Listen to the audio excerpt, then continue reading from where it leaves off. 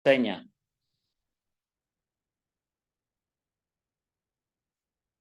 Karena itu saya ingin menekankan dalam materi yang sekarang, semua perkara itu harus ada akhirnya, litis finili oportet. Jadi setiap perkara itu harus ada akhirnya, tidak boleh perkara yang sudah diputus lalu diajukan mencari akal lagi, diakal-akalin, diajukan lagi, repotnya lagi, sudah itu akal-akalan, penegak hukumnya ikut, apakah itu polisi, apakah itu jaksa, apakah itu hakim.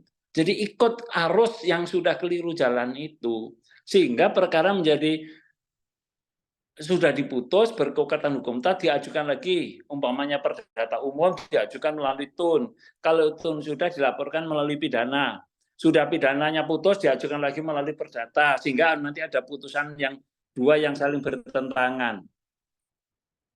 Ini salah satu bentuk contoh yang memang pola-pola penegakan hukum yang tidak benar tapi menjadi kebiasaan. Saya menghimbau semua yang kita sekarang belajar hukum ini tidak ikut-ikutan seperti itu. Terutama yang berprofesi sebagai pengacara. Artinya begini, kita harus membantu para penegak hukum bersinergi dengan penegak hukum lain supaya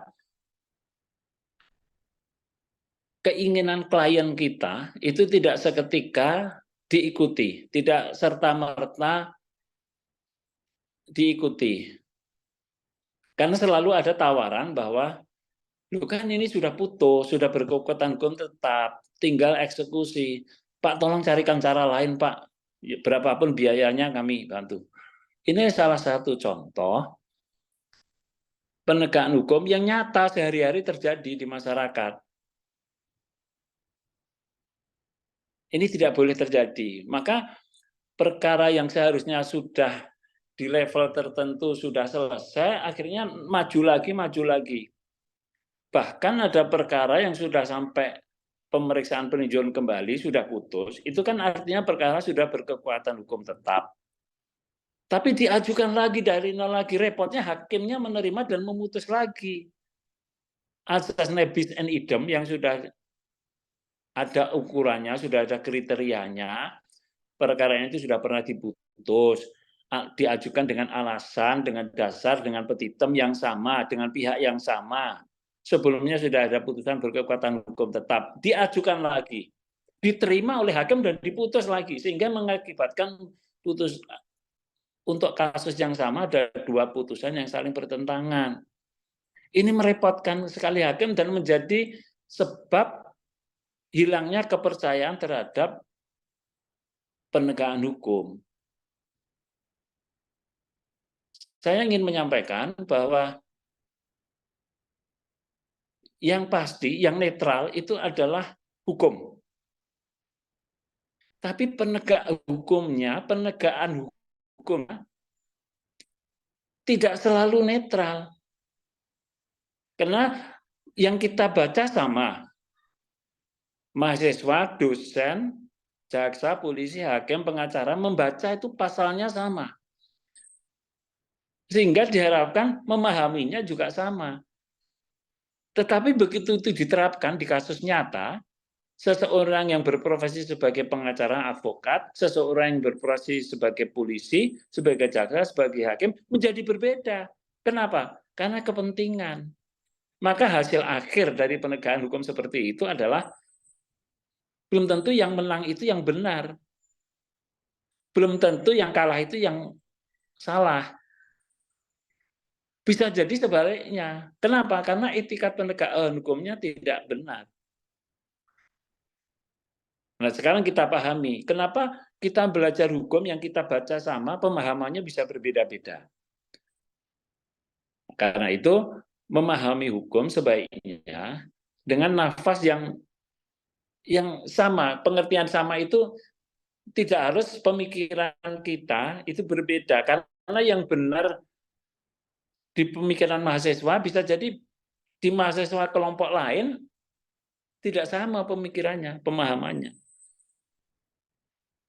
Bagi saya, kita senang belajar hukum nih, tapi mari sama-sama menegakkan hukum itu dengan cara yang benar. Kita tidak bisa memberikan keadilan itu sama seperti pandangan orang. Begitu sudah diajukan perkara, penggugat tergugat, kalaupun penggugat itu posisi benar, lalu kita menangkan, artinya posisi benar menang, ya sudah, itu benar kan?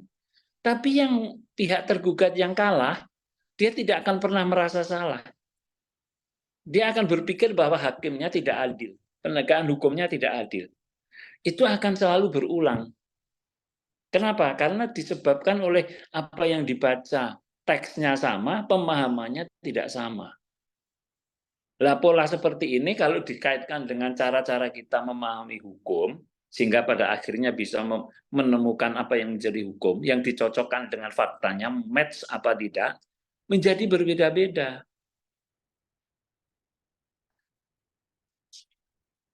Nah, saya menghimbau kalau perkara sudah berkekuatan hukum tetap, sebaiknya tidak lagi diutek-utek.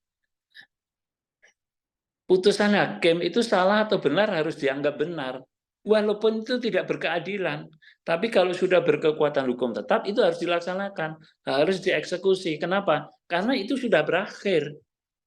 Maka asas tadi yang saya sebut, litis finili oportet itu memang tidak boleh, perkara itu tidak ada akhirnya. Apalagi kalau kita memahami keadilan itu bersifat individual. Kalau keadilan kita pahami sifatnya individual, tadi kita berpikir kalah dan menang. Di pengadilan itu kalah dan menang. Yang kalah, walaupun dia salah, dia tidak akan pernah merasa dirinya kalah. Dia harus berjuang terus. Kenapa? Karena dari sisi subjektivitas individu yang bersangkutan, kalah itu memalukan. Kalah itu merendahkan, walaupun dia salah. Tapi kalau ada putusan hakim yang menyatakan dia kalah, dia salah, kalau dalam perkara pidana menyatakan terbukti secara sah dan meyakinkan terdakwa bersalah melakukan tindak pidana. Nah, kalau dia dinyatakan bersalah seperti itu pun dia nggak mau, walaupun dia salah. Kalau dalam perkara perdata, menghukum tergugat untuk menyatakan tergugat telah melakukan perbuatan melawan hukum. Menghukum tergugat untuk mengembalikan tanah dalam keadaan kosong dan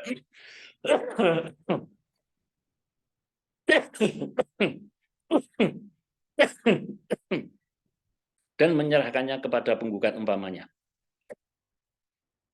Itu juga belum tentu dia akan merasa dirinya itu salah, tidak mungkin.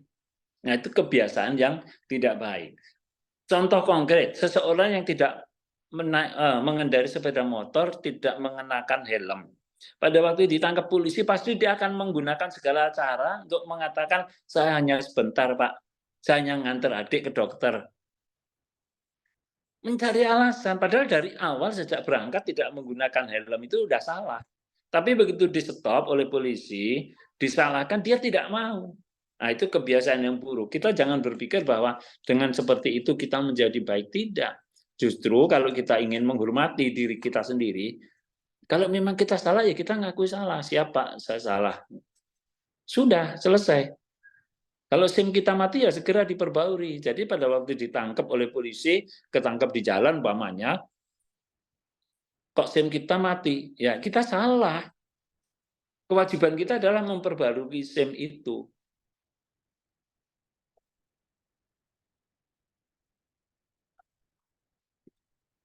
Karena itu putusan-putusan yang dihasilkan oleh hakim dalam kasus nyata, kasus real, itu hanya mengikat para pihak yang bersengketa. Artinya, sengketa yang diajukan oleh para pihak itu, kalau dalam perkara perdata penggugat dan tergugat, kalau sudah ada putusan hakim, itu hanya penggugat dan tergugat yang terikat dengan putusan itu. Tidak usah ditafsir-tafsirkan lain. Apalagi dibujuk-bujuk untuk, ya pada umumnya ini berlaku setiap hari pasti terjadi. Kamu benar, kamu orangnya benar. Banding aja. Sudah banding kalah lagi, kamu kasasi, kamu benar maju terus. Kasasi. Sudah kasasi itu pasti sudah berkekuatan hukum tetap. Masih dibujuk lagi, maju lagi, PK. Nanti begitu PK kalah, oh ini hakimnya nggak benar nih. Nah, kebiasaan kita memang berperkara di pengadilan itu bukan mencari benar, mencari menang. Itu sikap yang tidak baik. Kita ini negara hukum, tapi sehari-hari kita yang belajar hukum pun melanggar hukum.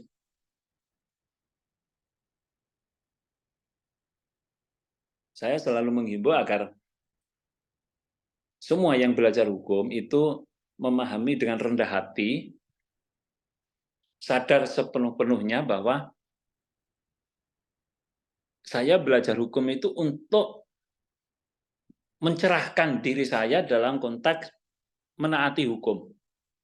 Bukan dalam konteks mencari selamat dengan cara hukum. Maka orang cerdas tidak sama dengan orang cerdik. Kalau orang cerdik bisa jadi, dia begitu buntu, dia mencarikan cara lain. Dan cara yang dia temukan bisa jadi benar, bisa jadi tidak benar. Artinya cara-cara itu dia gunakan. Padahal cara yang benar itu sudah habis cara itu. Dia cari cara lain, itu cerdik. Kalau cerdas tidak. Kalau cerdas mencari jalan, sudah buntu, sudah. Dia tinggal menerima keadaan. Berjuang dengan cara yang lain. Tapi bukan mencari jalan baru, akal-akali, apalagi terhadap perkara yang sudah diputus.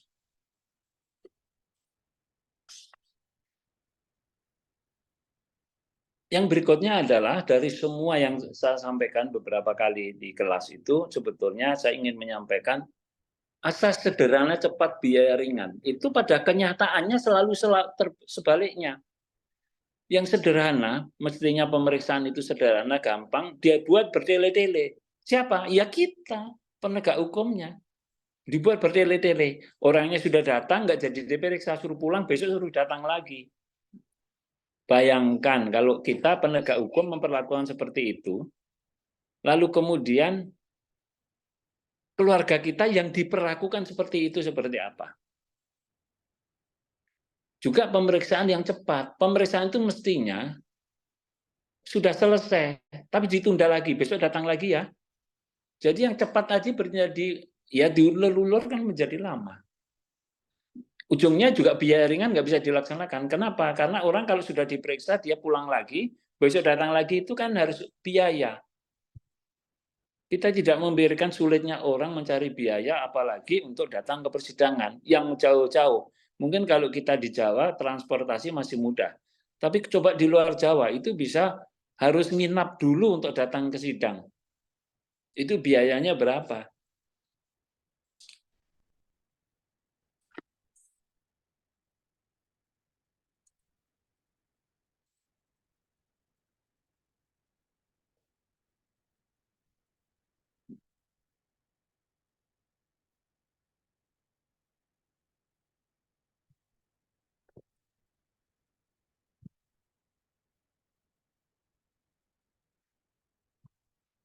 Maka hukum yang dimaksudkan sejak awal pembentukannya itu untuk ketertiban, seringkali begitu kasus nyata dihadapkan pada penegak hukum menjadi ini yang mau tertib siapa, yang harus ditertibkan siapa. Penegak hukumnya saja nggak tertib, sehingga seperti yang sekarang terjadi, kasus-kasus banyaknya kasus mafia tanah itu antara lain karena memang pola pelayanan administrasi pertanahan, apalagi yang sudah sampai ke penegakan hukum, tidak lurus, tidak ikhlas kita menjalankan aturan itu sebagaimana mestinya. Bagaimana mungkin seseorang yang tidak pernah menguasai tanah, tidak pernah merasa membeli, dan dia bahkan tidak tahu letak tanah itu di mana, tapi tiba-tiba dia punya sertifikat. Sehingga orang yang menggarap atas tanah itu sehari-hari, kaget, dia tidak tahu loh, kenapa tanah saya kok tiba-tiba bersertifikat atas nama orang lain. Nah, maka kita yang belajar hukum seringkali juga nggak peduli terhadap seperti ini.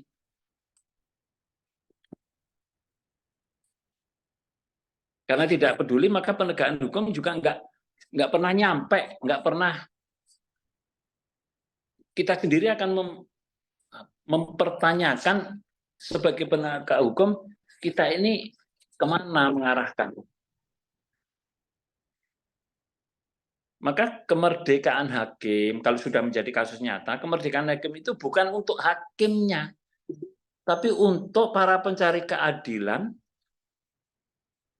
yang karena adanya kebebasan hakim itu justru memperoleh keadilan.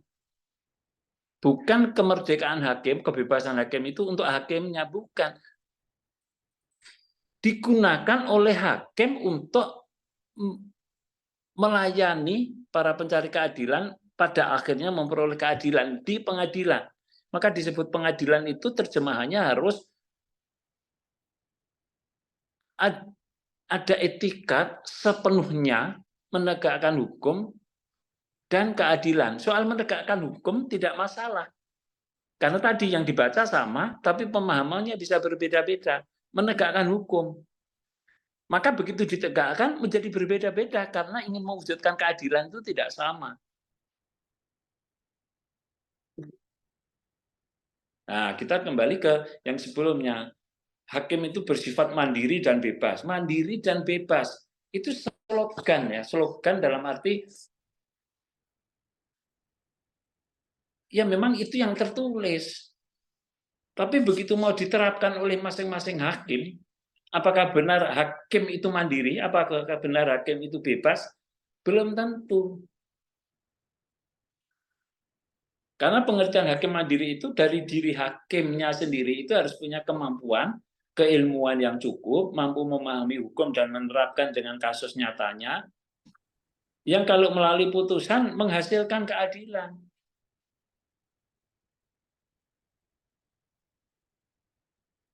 Itulah sebabnya mandiri yang ada pada diri seorang hakim merupakan bagian dari jalan untuk mencapai titik keadilan. Kenapa? Karena di samping mandiri itu ada secara bersamaan kebebasan hakim. Jadi ada kemandirian hakim, ada kebebasan. Kebebasan itu artinya hakim itu tidak boleh terpengaruh oleh apapun di luar dirinya. Pengaruh yang berasal dari luar dirinya itu tidak boleh mempengaruhi hakim. Nah, mensinkronkan antara kemandirian hakim dengan kebebasan hakim itulah yang tidak sama dalam konteks tiap hakim itu berbeda-beda kalau sudah ingin mewujudkan keadilan. Maka keadilan, kemanfaatan itu letaknya tidak sama dengan kepastian hukum. Kalau kepastian hukum itu kalau seseorang mencuri dihukum setahun umpamanya, nanti kalau ada mencuri lagi juga harus setahun. Tapi itu dari sisi keadilan tidak seperti itu. Karena mencuri tidak sama dengan mencuri. Mencuri karena lapar dengan mencuri karena kebiasaan mencuri tidak sama. Kalau seseorang mencuri karena lapar, bisa jadi dia karena lapar saja dia mencuri. Setelah kenyang dia tidak mencuri lagi karena tabiat mencurinya tidak ada pada dirinya. Maka dia tidak boleh dihukum sama dengan orang yang kebiasaannya setiap hari mencuri. Memahami hal-hal seperti ini sebaiknya menjadi bekal ya, menjadi bekal bagi semua yang sedang belajar ilmu hukum. Mudah-mudahan nanti mahasiswa ini S2 Unsika kalau karena saya lihat sudah banyak yang sudah bekerja tapi sambil kuliah itu saya appreciate sekali karena masih mau menyediakan waktu di samping pekerjaannya untuk kuliah dan saya lihat semuanya semangat. Itu salah satu yang membuat saya terutama juga semangat dalam menyampaikan materi walaupun waktunya kadang-kadang selalu benturan. Mereka teman-teman mahasiswa yang sudah bekerja saja masih mau menyediakan waktu untuk mencari ilmu. Maka ilmu yang sekarang kita pelajari, ya jangan membuat kita sia-sia karena kita memang sudah belajar. Kita gunakan ini sebaik-baiknya untuk kebaikan diri kita dan kebaikan masyarakat sekitar kita. Maka kalau kita memberi nasihat-nasihat hukum, sebaiknya juga diarahkan kepada pemahaman bahwa apa yang menjadi hak, hak. Apa yang tidak benar, sampaikan tidak benar. Supaya apa? Kebiasaan kita di mata hukum salah, bisa kita pahami bahwa ya sudah, kita salah secara hukum. Supaya kita belajar hukum itu ada manfaatnya.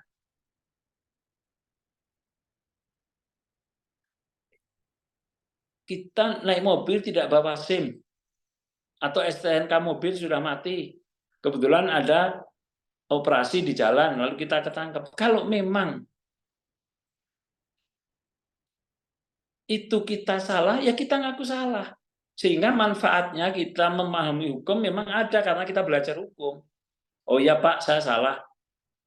Lalu besoknya kita urus semua surat-surat itu supaya kita tahu bahwa di jalan kita sudah dalam keadaan benar. Hal-hal kecil seperti ini, seperti membiasakan diri betul-betul berhenti di tempat yang benar di lampu merah, sehingga pada waktu umpamanya ke kiri belok terus, itu juga orang yang punya hak untuk menggunakan jalan di kiri tidak terhalang oleh berhentinya kita. Ini kecil, tapi kalau soal dikaitkan dengan penegakan hukum, ini menjadi besar kalau kita bahas. Kenapa? Karena di mana kita berhenti dengan posisi yang benar, itu berarti kita memudahkan pengguna jalan yang lain untuk menggunakan haknya. Coba kalau kita berhenti, tapi di tempat yang berhentinya benar karena lampu sedang merah. Tapi berhentinya kita di tempat yang tidak benar. Umpamanya di tempat paling kiri, di mana jalan itu kalau belok kiri jalan terus. Sehingga kita menghalangi hak orang lain. Begitu juga kebiasaan kita membunyikan klakson. Tata, tata, tata, coba bising. Indonesia salah satu negara terbising karena bunyi klakson yang tidak perlu. Nomor satu, India. Nah, kita apa mau ikut-ikutan seperti itu? Maka saya termasuk yang membiasakan diri tidak boleh ada bunyi klakson kecuali keadaan luar biasa. Jadi kalau keadaan normal, umpamanya semacam ada orang menyeberang tiba-tiba, kalau kita bisa mengerem dengan cukup, tidak usah bunyi klakson. Kita mau mendahului, tidak usah bunyi klakson, sepanjang itu masih memungkinkan. Tapi kalau keadaannya sedemikian rupa sehingga hanya dengan klakson dibunyikan, semuanya bisa berjalan, nah itu baru. Nah, saya mengajak kesadaran hukum, kita belajar hukum ini untuk kesadaran hukum baik diri kita maupun kita bisa mengajak orang lain untuk bersama-sama kita memahami hukum. Juga saya ingin menekankan bahwa berperkara di pengadilan itu mudah. Mudah dalam arti kalau ada kesulitan kita sendiri yang membuat sulit. Kenapa? Posisi kita tidak benar tapi kita pengen menang. Jadi kita sulit. Tapi kalau posisi kita sudah benar, terus kita berjuang untuk menang, insya Allah mudah. Dan jangan membuat pengaruh apapun terhadap para penegak hukum. Biarkan penegak hukum berjalan normal seperti apa adanya. Begitu juga penegak hukumnya harus introspeksi. Dia ingin menegakkan hukum dengan benar, tidak ada pengaruh apapun. Maka pengertian mandiri dan bebas tadi, mandiri dari dirinya sendiri yang punya kemampuan untuk menegakkan hukum, karena ilmunya cukup, pengalamannya cukup, referensinya cukup, cara berpikirnya juga cukup, ketenangannya dalam memutus cukup, itu dari dirinya sendiri. Bebas juga tidak terpengaruh oleh hal-hal di luar dirinya. Insya Allah yang seperti itu baik. Baik.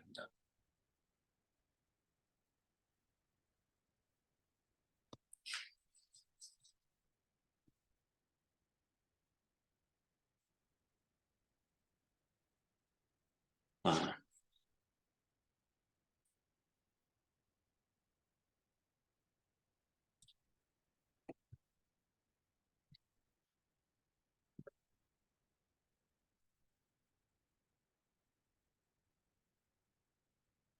Nanti ada kuliah lagi jam berapa?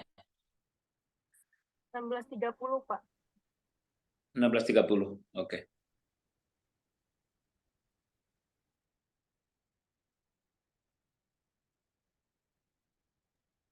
Mau nanya Pak Pri, Boleh, silakan.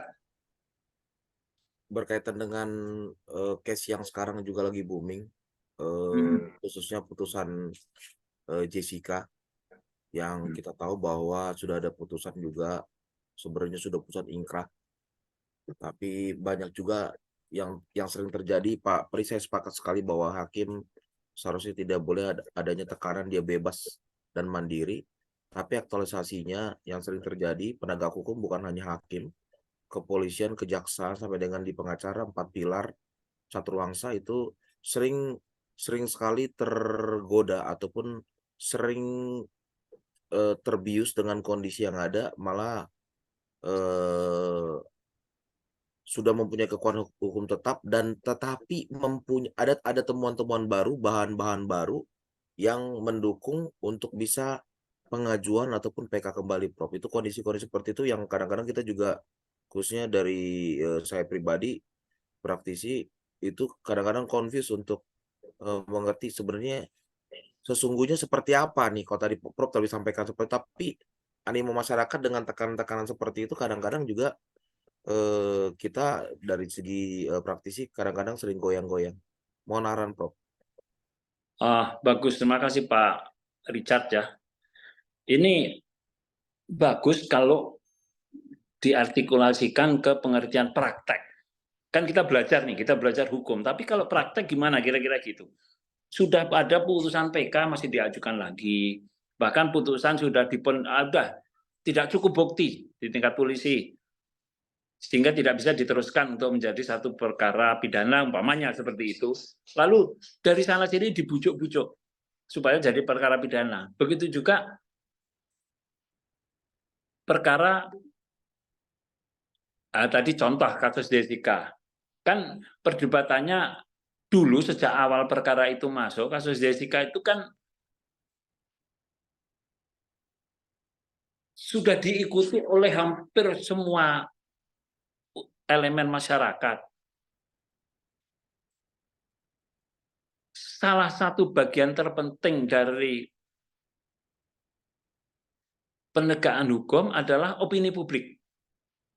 Kalau opini publik ini terbentuk, apalagi sekarang media massa sudah luar biasa, apapun sekarang sudah bisa digunakan untuk membentuk opini, yang terjadi adalah kalaupun ada putusan hakim yang sudah berkekuatan hukum tetap, harus dilaksanakan. Benar atau tidak putusan hakim itu, kalau sudah berkekuatan hukum tetap, harus dilaksanakan. Rex judicata preve habetur. Harus dilaksanakan. Walaupun kemudian diketahui putusan itu umpamanya terdapat kekeliruan, terdapat kesalahan. Tapi kalau sudah berkekuatan hukum tetap, harus dilaksanakan. Artinya apa? Kata-kata demi keadilan berdasarkan ketuhanan yang Maha Esa itu, yang memang hanya dimiliki oleh hakim, menjadi tanggung jawab hakim kepada Tuhan yang Maha Esa. Kalau putusan yang kemarin dieksekusi itu salah, itu makanya tetap harus dilaksanakan, karena kalau ada kesalahan biar itu tanggung jawabnya hakim. Tapi kan kita tidak bisa seperti itu, semudah itu, maksudnya sudahlah jadi tanggung jawab hakim, kan tidak begitu, karena kita memikirkan kebenaran sampai kapanpun harus diperjuangkan. Maka tetap yang sudah berkekuatan hukum tetap tadi dilaksanakan sepanjang memang benar-benar sudah berkekuatan hukum tetap. Kalau mau diajukan lagi harus perkara baru. Tidak boleh perkara yang sudah ada, sudah berkekuatan hukum tetap, diajukan lagi. Ujungnya apa? Nebis in idem. Kalau nebis in idem perkara itu tidak bisa, tidak sampai kapanpun. Maka kita di pengadilan itu, nebis in idem itu mestinya perkara itu tidak dapat diterima. Kalau perdata istilahnya NO, need on verklaard. NO. Tapi kita sekarang tidak, sudah bergeser. Karena perkara nebis in idem yang dulu sudah berkekuatan hukum tetap, diajukan lagi itu sampai kapanpun nggak akan pernah bisa. Nggak akan pernah bisa menjadi kasus. Artinya apa? Jangan lagi kita, kalau itu diajukan lagi, putusan kita menyatakan gugatan tidak dapat diterima umpamanya. Jangan, menyatakan tolak. Gugatan kita tolak, supaya berhenti perkara itu. Berhenti itu akhirnya kita akhiri. Nah, pertanyaan Pak Rikat tadi, selalu ada kemungkinan terbuka dalam praktek, karena memang betul tadi bukan penegak hukum itu bukan hanya hakim, ada polisi, ada jaksa, yang semuanya bisa dipengaruhi. Pak, yang mungkin tidak jadi kasus, tolong Pak dijadikan kasus. Yang sebetulnya kasus Pak, tolong dihentikan, di stop, seolah-olah tidak cukup bukti. Itu selalu terjadi, selalu ada. Nah, tadi saya sampaikan, kita belajar hukum ini ya untuk benar-benar menegakkan hukum. Hasil akhirnya apa? Ya menegakkan keadilan. Maka tadi saya sebut, wilayahnya keadilan itu dengan kepastian hukum ternyata klasternya berbeda.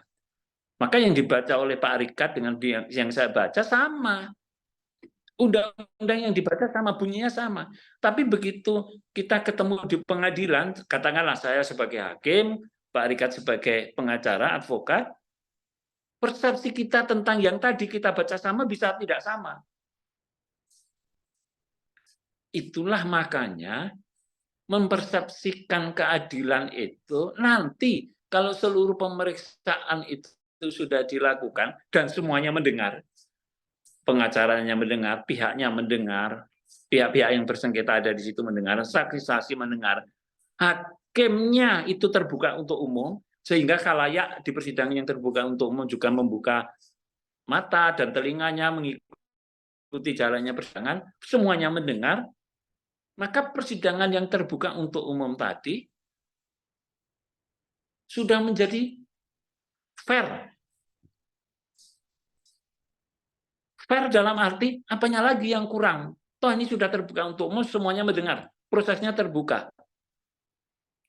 Sehingga kalau kemudian diketahui ada sesuatu yang janggal, ini kan opini publik yang terus dikembangkan, terus digali. Bisa jadi, ini akan menjadi sebab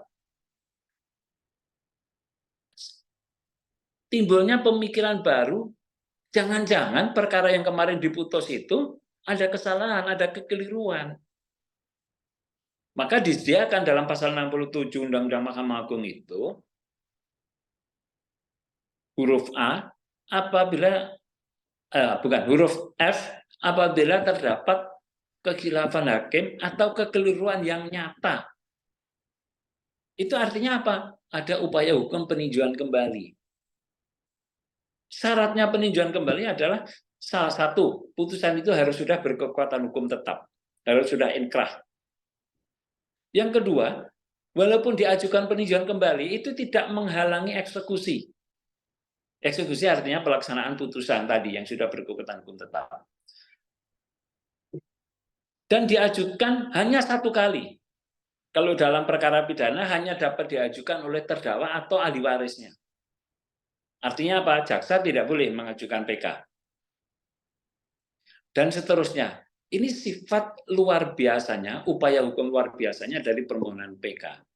Nah, kasus Jessica yang sekarang mulai rame lagi, karena ada muncul keterangan ahli yang sekarang diekspos terus, seolah-olah meninggalnya korban, siapa namanya lupa saya, meninggalnya korban itu bukan karena sianida. Mirna. Mirna.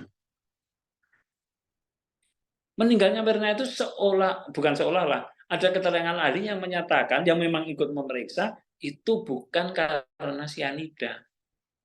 Karena kalaupun betul sianida, itu siapa yang menuangkan sianida ke minuman kopi itu belum tentu si pelaku yang sekarang dihukum. Timbul lagi, semua pendapat muncul lagi. Tapi persidangan itu harus hasil putusan itu harus dianggap sah dan harus dilaksanakan. Bahwa nanti ada upaya hukum lain PK Tapi kan PK sudah diajukan. Tidak ada PK kedua pasal 66. PK itu hanya dapat diajukan 1 kali. Nah, maka ini menjadi wacana yang sekarang dari sisi kajian hukum, ya mari sama-sama kita kaji seperti apa. Lalu kalau benar itu terdapat kekhilafan atau kekeliruan hakim, apa upaya hukum yang tersedia? Mengingat upaya hukum PK juga sudah dipakai, sudah digunakan. Yang utama lagi adalah si pelaku sampai sekarang tidak pernah mengakui.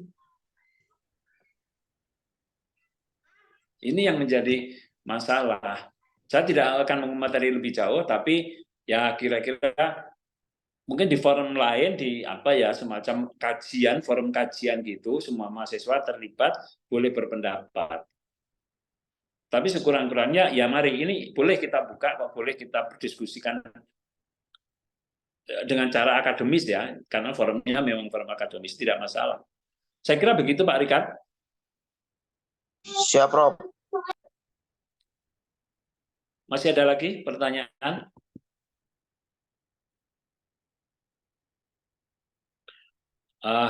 Kalau tidak ada, mungkin rekan-rekan juga sebentar lagi masih ada kuliah, perlu istirahat. Saya kira kuliah kali ini saya kira sekian dulu. Nanti kita sambung di berikutnya. Saya minta tolong Mas Raka absennya ya. Siap, Prof. Ya, oke. Terima kasih rekan-rekan atas perhatiannya, karena masih ada banyak yang di jalan, ada di rumah, masih ada di mana-mana. Ini terima kasih atas perhatiannya, di tengah-tengah kesibukan masih sempat mengikuti kuliah. Terima kasih. Kita ketemu minggu depan saya nanti saya beritahukan ke Mas Raka kalau saya ada, kayaknya saya keluar kota ya. Baik, terima kasih perhatiannya. Assalamualaikum warahmatullahi wabarakatuh. Waalaikumsalam warahmatullahi wabarakatuh. Terima kasih, Prof. Terima kasih, Prof. Terima kasih, Baik, Prof. sama-sama. Baik.